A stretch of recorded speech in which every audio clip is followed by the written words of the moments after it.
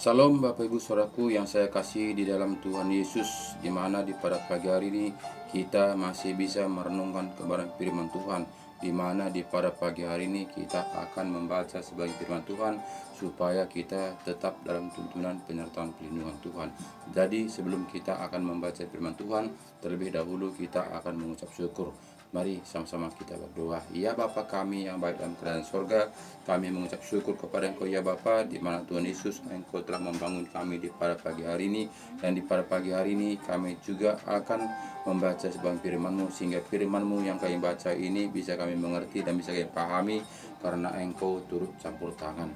Tuhan Yesus, kami mengaku Tuhan banyak kekurangan kelemahan kami dalam pemikiran kami, tingkah laku kami, tapi kami percaya Bapa Engkau tetap mengulurkan tangan-Mu, memberikan kami kekuatan, memberikan kami pengertian. Kami percaya Roh-Mu yang bekerja dalam hati kami satu persatu. Terima kasih Bapa, terima kasih syukur Bapa Engkau begitu baik, di mana Bapa Engkau telah mengasihi kami, sehingga Bapa di pada pagi hari ini Engkau masih memberikan kesempatan untuk merenungkan kebenaran firman-Mu. Kami percaya Bapa, firman yang kami baca di pada pagi hari ini kami akan mengerti dan bisa kami jalankan seturut dan kehendak-Mu. Kami percaya Bapa, Engkau tetap campur tangan setiap gerak-gerik kami, kemanapun kami berangkat satu hari ini. Engkau tetap menyertai, melindungi sepanjang kehidupan kami sehari-hari. Terima kasih Bapa, dalam nama Yesus kami berdoa dan bersyukur. Haleluya, haleluya, amin.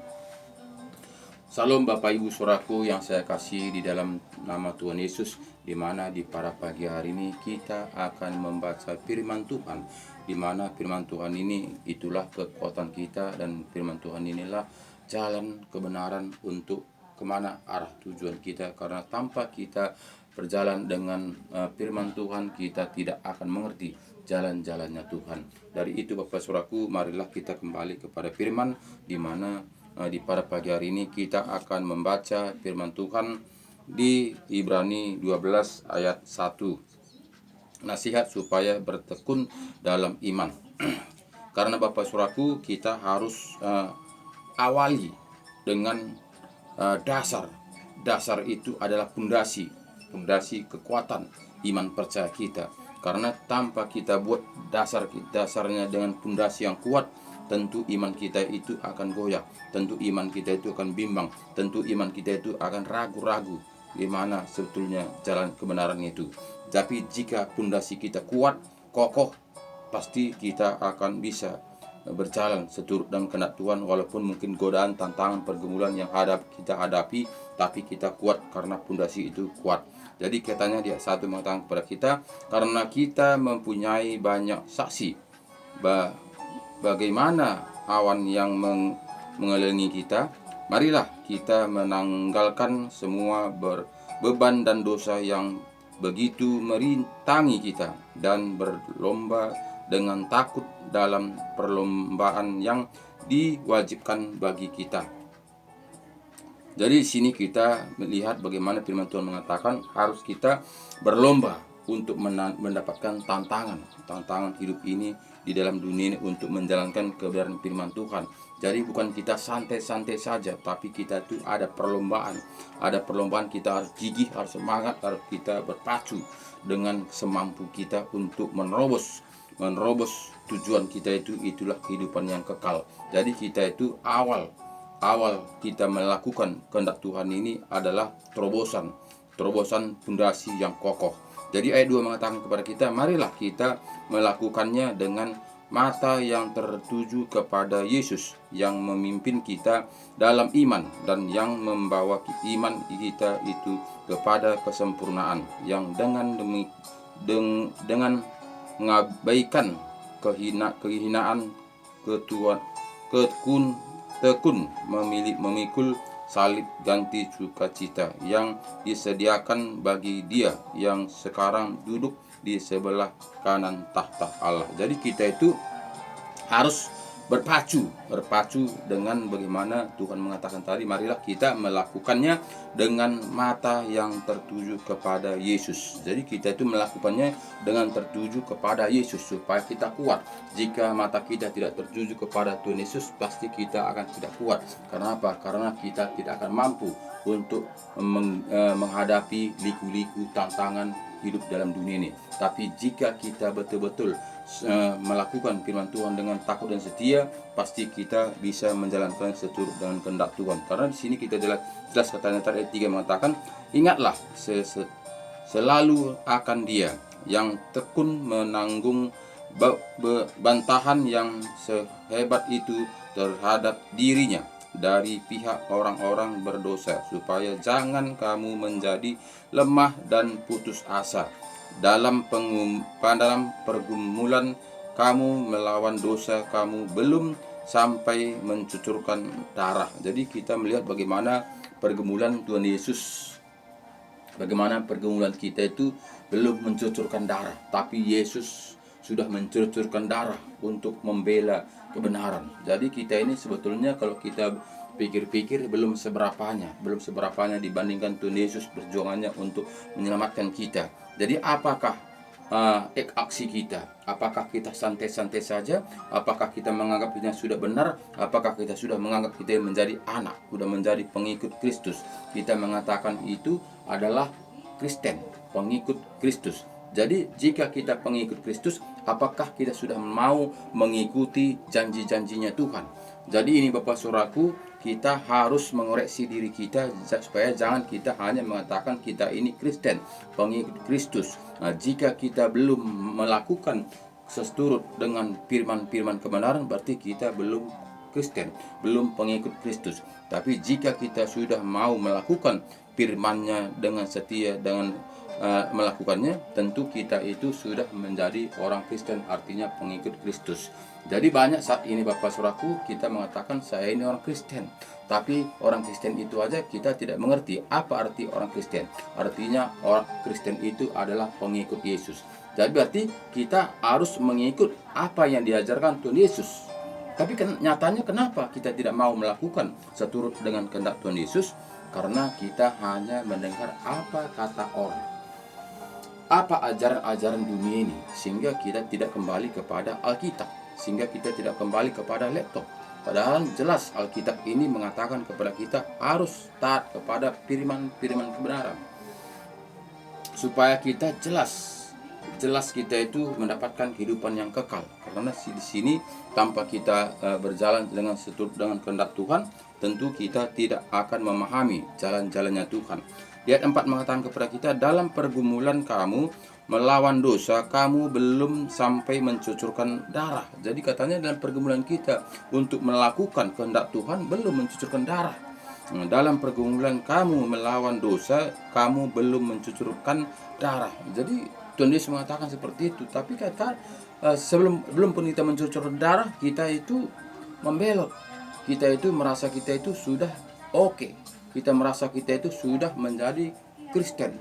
Kita mengatakan kita ini sudah menjadi pengikut Yesus. Saya ini sudah lahir baru. Nah, jadi banyak saat ini Bapak Saudaraku tidak bercermin kepada kaca. Bapak Ibu Saudaraku yang saya kasih di dalam Tuhan Yesus, marilah kita punya kaca masing-masing di rumah. Apalagi kaca rohani kita ada Alkitab. Kita bisa berkaca seperti di muka kita ini. Jika orang mengatakan, oh Isyanu, itu ada goresan di muka kamu itu, elap dulu, kata orang. Kita bisa berkaca karena di rumah ada cermin. Kita berkaca sedemikian rupa. Mana bercak-bercak yang kata orang tadi ada goresan di muka. Kita bisa berkaca. Jadi jangan kita dengar kata orang. Banyak aja orang mengata-ngatai kita supaya kita itu ragu, supaya kita bimbang, supaya kita jangan pede. Tapi kita ada kaca di rumah. Kita lihat apakah memang ada goresan, apakah ada bercak. Situ memastikan kita itu bisa kuat pede karena bahwa kita itu tidak ada bercak. Ini kadang-kadang kita tidak mau berkaca kepada Alkitab. Jadi jika kita mengatakan kita orang Kristen, harus kita berkaca kepada Alkitab. Kita pedomani Alkitab ini. Jangan kita ambil firman Tuhan ini yang mengena dalam hati kita. Banyak sekali kita hidup dalam dunia ini yang kita mengena dalam hati kita. Jika diberkati engkau ber100 kali lipat, kita mengatakan kita cari di situ. Jika engkau diberkati anak cucumu, itu ayat emas. Jadi jangan seperti itu kita membaca Alkitab. Kita membaca Alkitab ini dengan seutuhnya. Kenapa dengan seutuhnya? Berarti kita perlu, makanya Tuhan memberi surat kepada kita. Kalau tidak perlu, ngapain dia tulis? Ngapain dia buat tulisan itu kepada kita, surat itu kepada kita? Berarti perlu, berarti semuanya itu harus kita taat dan setia. Jadi kenapa kita mengambil ayat-ayat emas saja? Kenapa kita mengambil yang menyenangkan daging saja? Jadi jika kita pilih-pilih firman Tuhan ini, kemana jalur kita? Kita katakan jika seperti perumpamaan, ada jembatan di depan kita ini, kita pilih dari mana supaya tidak ada jembatan. Walaupun mau belok nggak masalah, yang penting tidak melalui jembatan. Padahal harus menempuh sasaran, harus melewati jembatan. Tapi kita mengatakan, aku takut di jembatan itu. Aku kalau bisa jangan lewat dari jembatan itu. Nggak bisa, saudaraku. Nggak bisa. Nggak bisa kita mengatur Tuhan. Tuhanlah yang mengatur kita. Kalau Tuhan mengatakan kamu lewat dari jembatan ini, kita harus di situ. Nggak ada pilihan lain. Jangan kita mengatakan aku takut, aku nggak bisa, aku nggak pede, aku nggak mampu. Itu alasan-alasan yang kita lontarkan sehingga itu membela diri kita. Bapak Ibu, saudara saya kasih dalam Tuhan Yesus, Tuhan memberi firman ini pasti Tuhan sudah memikirkan terlebih dahulu. Tuhan sudah pasti kita yang diberikannya itu pasti kita kuat. Kita ini kadang-kadang tidak pede, kita ini kadang-kadang tidak mau melakukannya, kita ini tidak mau memulainya. Mulailah baca Alkitab sehingga betul-betul kita memahaminya. Ayat 5 mengatakan kepada kita, dan sudah lupakah kamu akan nasihat yang berbicara kepada kamu seperti kepada anak-anak? Hai anakku, janganlah anggap enteng didikan Tuhan, dan janganlah putus asa apabila engkau peringatkannya, karena Tuhan menghajar orang yang dikasihinya. Jadi sini katanya ke Bapak Saudaraku tidak gampang. Kita akan dihajar. Kita akan dihajar untuk menyelamatkan nyawa kita.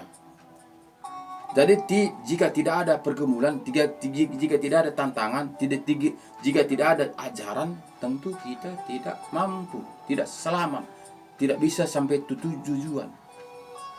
Walaupun mungkin jalan itu berbatu-batu tuh Bapak Saudaraku, itu tidak ada pilihan lain, harus kita lewati. Jangan kita mengatakan aku tidak mampu berjalan dengan begitu, dengan tantangan sebegitu berat.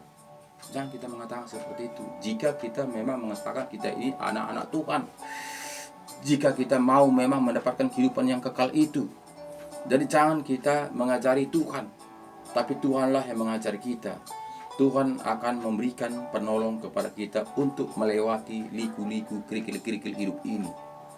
Ya, jadi jangan pakai logika kita, jangan kita pakai otak kita untuk menjalankan kebenaran firman Tuhan ini. Jika kita pakai otak kita, tentu kita sama seperti bangsa Israel di mana menjalani perjalanan 40 tahun ke tanah Kanaan. Kita melihat mati di perjalanan. Jadi jika kita melakukannya juga iman percaya kita seperti itu saudaraku, kita tidak akan selamat. Pasti kita mati masuk ke dalam api neraka. Jadi harus ada tantangan, harus ada pergumulan, harus ada pondasi yang kuat supaya kita apapun tantangan kita, apa masalah kita, pergumulan kita tetap kuat. Karena apa? Pondasi itu kuat. Apapun angin kita tidak bimbang. Kita hanya goyang-goyang begini saja, tapi kita berjalan dengan kokoh. Karena apa? Karena pondasi kita kuat, karena yang menopang kita kuat. Jika kita hanya diri kita sendiri saja saudaraku, dengan akal kita, kepintaran kita, pasti kita tidak akan kuat. Karena kemampuan kita itu terbatas kemampuan kita. Jadi itu Bapak Saudaraku, kembalilah kepada firman kebenaran supaya kita itu betul-betul mendapatkan kehidupan yang kekal itu. Jadi jelas di sini katanya kepada kita Bapak Saudaraku, karena Tuhan menghajar orang yang dikasihinya, dan ia menyesah orang yang diakuinya sebagai anaknya. Jadi dia mengasah Bapak Saudaraku. Jadi tidak enak-enak. Jangan kita mengatakan asal percaya saja selamat, asal beriman saja selamat. Tidak saudaraku, diasah, digosok sampai tajam. sehingga kita itu selamat. Sehingga apapun tantangan itu, kelewang kita itu udah tajam membela keselamatan kita. Kita akan bisa berjalan karena kekuatan kita sudah begitu ampuh. Yesus sudah mengasah kita. Yesus sudah mengajar kita. Jadi jika kita hanya mengandalkan diri kita, ya tentu kan mampu. Karena begitu tantangan, begitu godaan, begitu banyak. Sedangkan Yesus saja kita melihat digoda oleh setan. Apalagi kita ini, jika kita tidak diasah dengan Tuhan, nggak bisa. Jika kita tidak diajar dengan Tuhan, nggak bisa. Jadi harus ada pondasi kita yang kuat, datangnya dari Tuhan, sehingga kita itu mampu untuk melewati liku-liku yang ada dalam dunia ini. Ayat 7 mengatakan kepada kita, jika kamu harus menanggung ganjaran, Allah memperlakukan kamu seperti anak. Di manakah terdapat anak yang tidak dihajar oleh ayahnya? Jadi sini katanya kepada kita, diperumpamakan seperti kita menuntun, mengajari anak-anak kita. Di manakah orang tua tidak mengajar anaknya? Semua orang tua pasti mengajari anaknya supaya dia berbuat baik. Baik seperti anak kecil, orang tuanya akan mengajari papa, mama, akan dia mengajari melangkah, akan dia mengajari berjalan seperti biasanya, akan dia mengajari cara makan, akan dia mengajari cara berbicara. Orang tua itu akan mengajari seperti itu. Jadi di mana orang tua yang tidak ada mengajari anak-anaknya? Jika dia bandel, akan dia pukul dengan lidi. Kenapa? Karena harus dihajar jika tidak taat dan setia. Jadi kita juga Bapak Saudaraku, jika kita tidak taat dan setia, tentu Tuhan mengajar kita. Mengajar kita, anakku jangan begini, jangan begitu. Karena firman. Tapi kadang-kadang kita menganggap sangat sedih, sangat keras ajaran Tuhan ini kepada kita. Jika Tuhan itu memang sangat maha pengasih, jika Tuhan itu memang maha penyayang, kenapa tantangan pergumulan yang saya hadapi ini seperti ini?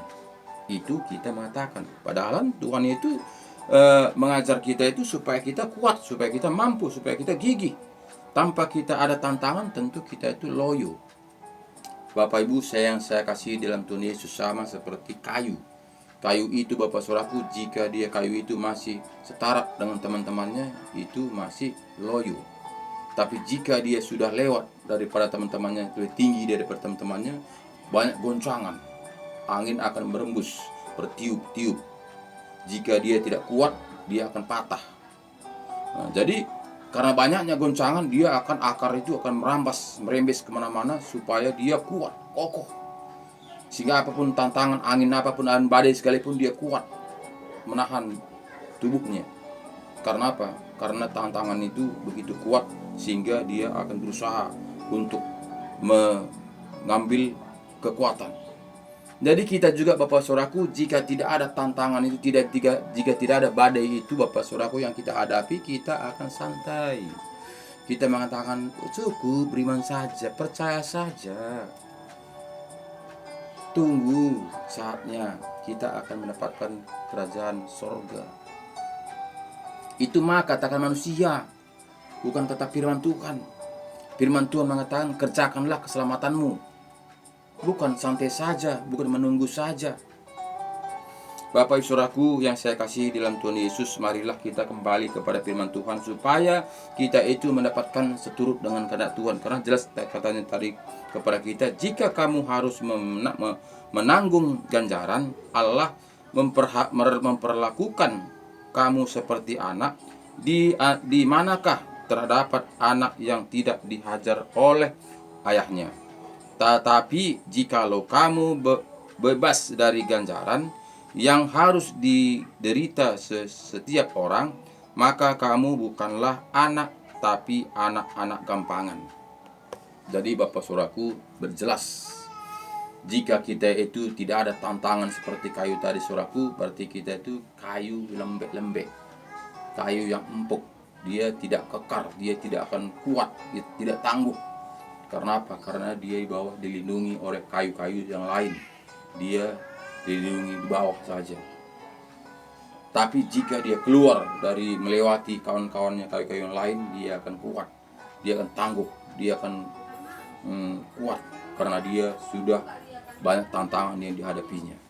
Jadi Bapak Saudaraku, jelas firman Tuhan mengatakan kepada kita tadi supaya kita mengerti bagaimana kita melakukan firman Tuhan ini, supaya jangan kita itu hanya ikut-ikutan, hanya kita mendengarkan apa kata orang. Bapak Saudaraku yang saya kasih di dalam Tuhan Yesus, pasti orang manusia mencari yang indah-indah.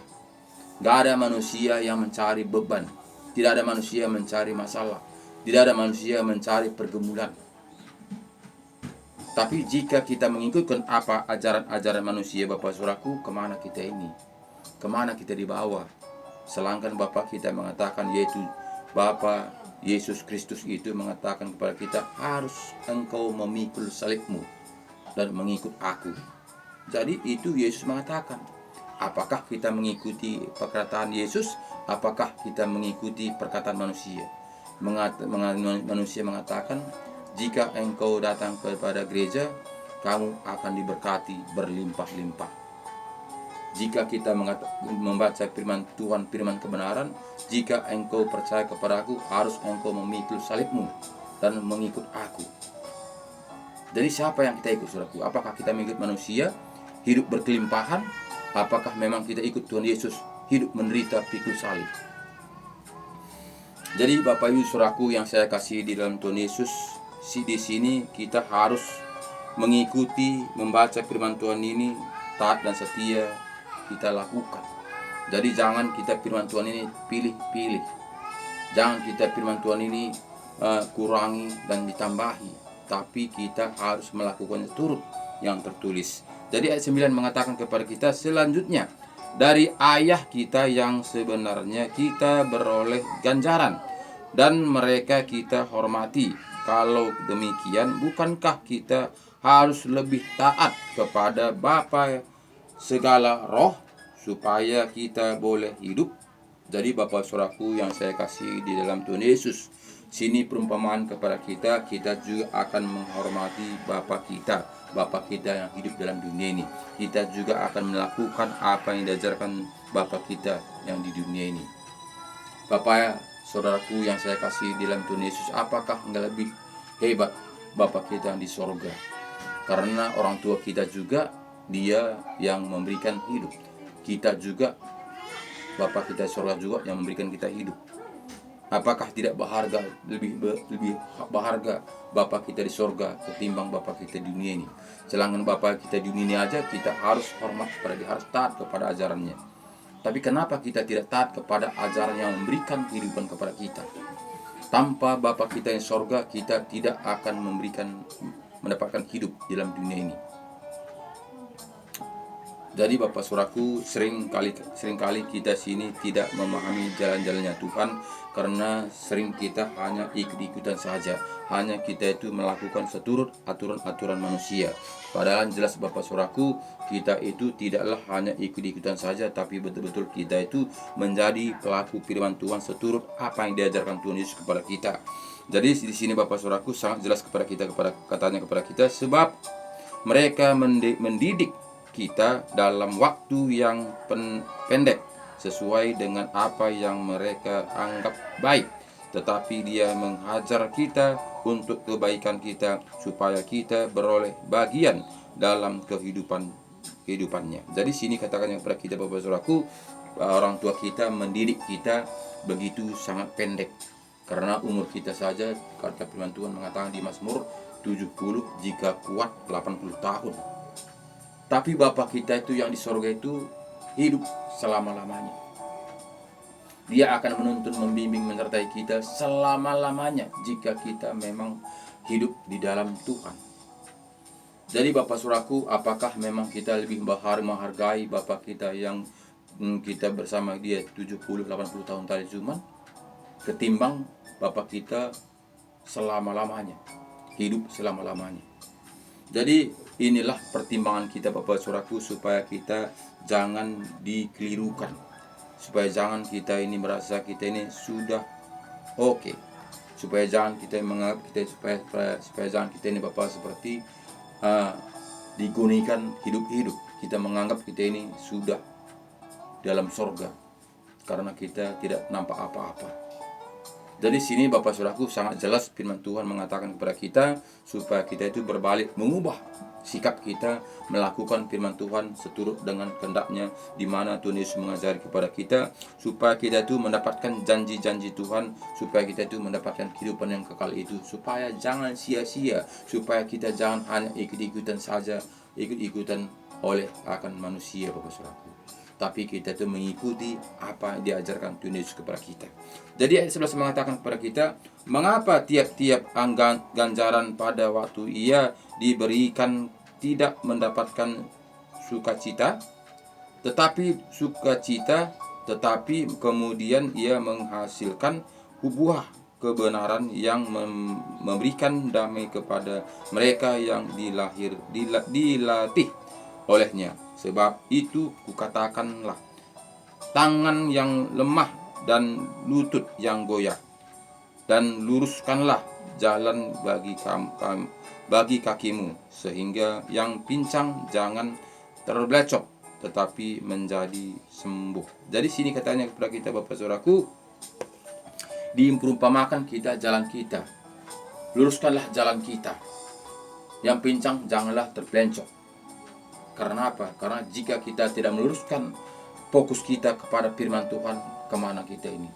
Jangan kita nanti terblecok, saudaraku. Jangan kita jadi tergelincir. Jangan kita nanti masuk ke dalam jurang api neraka, saudaraku. Jadi inilah firman Tuhan jadi katakannya kepada kita tadi, supaya kita luruskan jalan kita. Selagi Tuhan masih memberikan kesempatan kepada kita, selagi kita masih hidup dalam dunia ini, Bapak saudaraku, marilah kita gali firman Tuhan ini sedalam-dalamnya. Jangan kita hanya menggali dunia ini. Jangan kita hanya menggali harta dunia ini. Harta dunia ini semuanya akan berakhir Bapak Saudaraku. Memang sekejap kita menikmati, wah, saya bisa pesta pora, saya bersenang-senang. Hai jiwaku, bersenang-senanglah.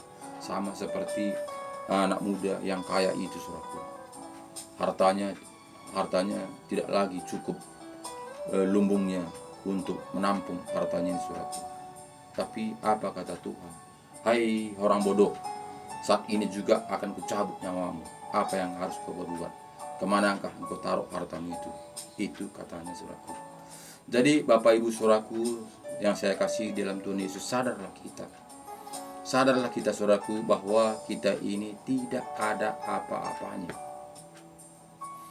Bisa kita lihat Bapak saudaraku, banyak saat ini kita melihat tanpa kita sadari. Kita heran-heran, loh, si Anu mati katanya. Loh, semalam saya masih ngobrol sama dia katanya. Kita bilang, loh, si Ana mati katanya. Mati kenapa? Tidur katanya. Masa masih tidur? Nggak ada kok sakit dia. Itu nggak betul itu, kita bilang pula. Kita bilang dengan kawan, loh, si Anu mati katanya. Kenapa? Iya, lagi dia berdoa. Kita tahu tiba-tiba mati. Nah, jadi kenapa terjadi seperti itu, saudaraku? Karena kita tidak tahu Tuhan itu manggil kita.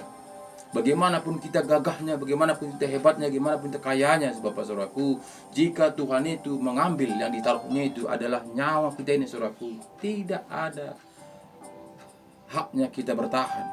Satu detik pun kita tidak berhak untuk menahan itu. Jadi kenapa kita main-main, saudaraku? Kenapa kita banyak macam? Kenapa kita banyak alasan? Jika kita tidak sanggup untuk menahan nyawa kita ini satu detik aja pun. Jika kita nggak bisa perjuangkan nyawa kita ini seberapapun harga duit kita, seberapapun harta kita, tidak bisa kita beli nyawa kita ini, saudaraku, untuk bertahan. Jadi kenapa kita tidak mau kembali kepada Tuhan? Kenapa kita tidak mau kembali kepada firman-firman kebenaran? Karena dialah yang memberikan nyawa kita ini. Karena dialah yang memberikan kehidupan ini. Sadar kita, saudaraku. Jangan kita dikuasai daging kita ini. Jangan kita dikuasai hawa nafsu kita ini. Jangan kita dinina-bobokkan oleh penghuni dunia ini, saudaraku. Memang penghuni dunia ini kita tidak ingin kita selamat. Ingin dia kita bersama-sama dia dibakar selama-lamanya, saudaraku. Jangan mau, saudaraku. Jangan mau digoda, jangan mau diiming-imingi. Marilah kita ikut Tuhan Yesus. Karena dia menjamin kita, akulah jalan, satu pun tidak sampai kepada Bapa. Memang berat Bapak saudaraku, sangat berat. Tantangan pergumulan yang kita hadapi memang sangat berat.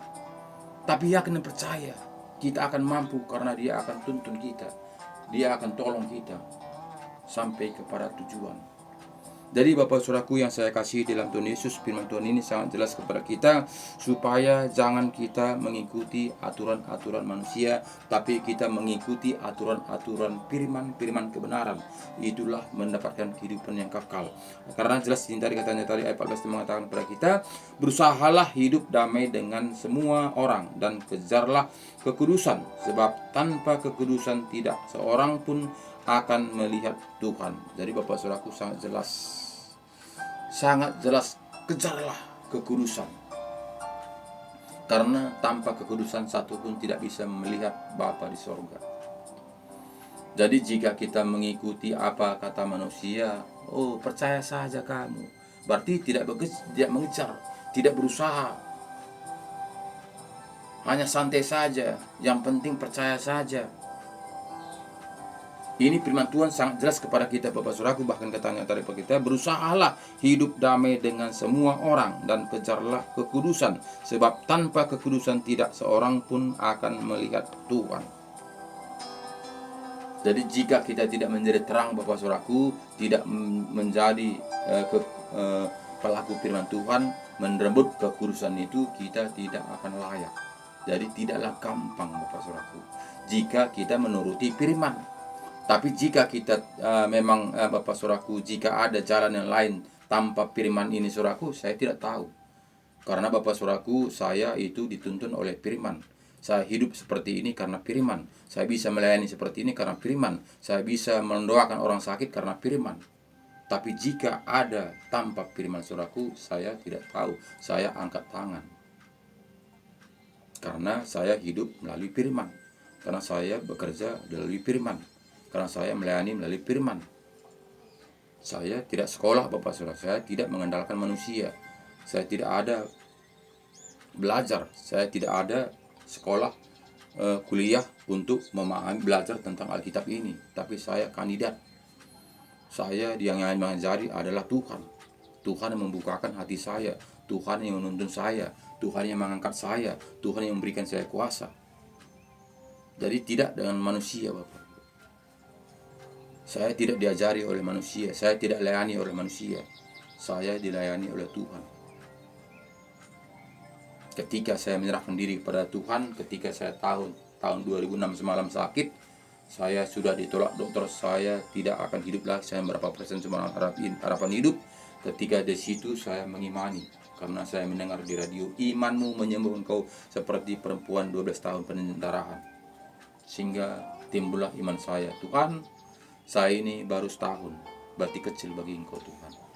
Dari situlah saya taat dan setia melakukan firman Tuhan. Saya yakin saya sembuh. Jika saya sembuh Tuhan, aku akan melayani Engkau semampu saya. Dari situ Saudaraku, saya membaca firman Tuhan ini, menggali terus sampai saya sembuh. Sampai saat ini Saudaraku, sembuh saya Saudaraku. Saya tidak seperti saya tidak sakit dahulu Saudaraku. Bahkan saya sudah vonis mati, tapi saya sembuh, pulih, sehat, bisa kuat kembali. Bahasa sampai saat ini saya hidup Saudaraku. Saya melayani kampung-kampung, melayani kemana-mana saja, ke penjara, bahkan kemana saja saya melayani Saudaraku, tanpa dukungan dari siapa-siapa. Dari gereja pun tidak mendukung Saudaraku. Saya pribadi, hanya saya mengandalkan Tuhan. Apapun liku-liku yang hadapi di pelayanan saya Saudaraku, bahkan disantet, bahkan digunai-gunai, macam-macam segala macam Saudaraku, saya tetap kuat karena saya pegang kebenaran firman Tuhan. Jadi itu saya praktekkan kepada Bapak Ibu Saudaraku sekalian, bukan karena kegigihan saya, bukan karena kehebatan saya, bukan karena kepintaran saya, tidak. Saya ini harga debu pun tidak Saudara. Dibandingkan kalian itu, wah kalian itu sangat luar biasa. Kalian punya sekolah, punya kepintaran, punya titel, luar biasa. Saya ini tidak ada, sampah Saudaraku, sampah masyarakat. Tapi saya Bapak, saya bagikan apa yang berikan Tuhan kepada saya. Sehingga saya membuat renungan setiap pagi ini Bapak Saudaraku, bukan karena kepintaran saya. Membaca pun saya, kalian lihatlah Bapak Saudaraku bagaimana saya membaca firman Tuhan ini. Tidak ada titik komanya. Tidak seperti hamba-hamba Tuhan yang luar biasa itu menyampaikan firman Tuhan dengan katanya Saudaraku. Saya, kalian lihatlah, terbata-bata. Kalian lihatlah bagaimana saya berbicara. Berbicara pun saya tidak tahu meletakkan perkataan dengan sopan santun, dengan begitu rapi. Saya ini apa adanya, saudara. Saya ini tidak dipoles-poles, tidak dibumbui. Inilah apa adanya. Inilah pemberian Tuhan yang berikannya kepada saya. Jadi itulah saya bagi kepada Bapak Ibu Saudaraku yang saya kasih dalam Tuhan Yesus. Makanya setiap pagi saya membuat renungan ini itu karena Tuhan, bukan karena kekuatan saya. Berusahalah hidup damai dengan semua orang dan kejarlah kekudusan, sebab tanpa kekudusan tidak seorang pun akan melihat Tuhan. Jagalah supaya jangan ada seorang pun menjauhkan diri dari kasih karunia Allah, agar jangan tumbuh akar yang pahit yang menimbulkan kerusuhan dan yang mencamarkan banyak orang. Jadi sini kita melihat Bapak Saudaraku, tanpa kita berjalan dengan Tuhan, kita akan was-was. Setiap gerak-gerik kita ini pasti dipantau orang. Setiap gerak-gerik kita ini akan dilihat orang. Kapan selahnya? Bapak Ibu Saudaraku yang saya kasih dalam Tuhan Yesus, marilah kita berbuat baik, tidak ada jemu-jemunya. Semampu kita, seenggak-enggaknya Bapak Saudaraku, jumpa sama teman kita, berikanlah senyum kita. Itulah yang paling kecil terlebih dahulu. Barulah yang lain-lain, saudaraku, apa yang kita bisa beri, apa yang kita bisa bantu. Itulah tugas kita hidup dalam dunia, saudaraku, karena kita itu adalah salib. Salib itu, saudaraku, kita melihat untuk kiri kanan kepada semua teman-teman kita, kepada semua saudara-saudara kita. Kita harus memperhatikannya, barulah kita ke atas. Barulah kita mengatakan, Tuhan, yang kau lihat yang saya kerjakan ini, apa yang kau perintahkan kepada saya sudah saya mulai lakukan. Tapi tanpa kuasa-Mu Tuhan, saya tidak bisa untuk memikul salib ini. Karena salib ini, Bapak Saudaraku, memperhatikan sekeliling kita. Banyak Bapak Saudaraku saat ini tidak mengerti akan itu. Hanya dia katakan, Tuhan, bantu saya, Tuhan, berkati saya, Tuhan. Egois, mementingkan diri sendiri. Padahal Tuhan mengatakan, apa yang kau lakukan, sekecil apa kau lakukan kepada saudara saya, itulah untuk aku. Itu mengatakan di Matius 25. Tapi kenapa kita tidak lakukan, saudaraku? Karena kita menganggap itu saudara kita itu tidaklah Tuhan. Padahal saudara kita itu juga ciptaan Tuhan. Umpama, saudaraku, Bapak Ibu saudaraku, umpamanya kita ada, Tuhan punya taman. Kita lah pemain, kita bikin. Saudara Bapak kita itu punya taman bunga. Dia menanam bunga itu. Coba kita tidak peduli tentang bunga yang tanam orang tua kita itu. Pasti orang tua itu tidak senang. Karena kita yang menjaga. Coba kita siram, lawat bunga, taman-taman yang bikin orang tua kita itu. Pasti orang tua itu senang. Anakku ini rajin sekali ya. Semua taman yang ku siapkan ini dirawat dengan baik, disiram dengan baik, sehingga tumbuh dengan suburnya. Sehingga orang tua kita bangga. Jadi begitu juga kita Bapak Saudaraku. Kita harus berbuat. Harus kita menjadi terang. Jadi tidak bisa kita taman yang berikan Tuhan itu kepada kita semua manusia di dalam dunia ini, nggak bisa kita tinggal diam, tidak memperhatikannya sesama kita manusia. Kita ini sama seperti katakannya firman kita, katakan ke perumpamaan kita pohon, seperti bibit, seperti domba. Kita banyak diperumpamakan, saudaraku.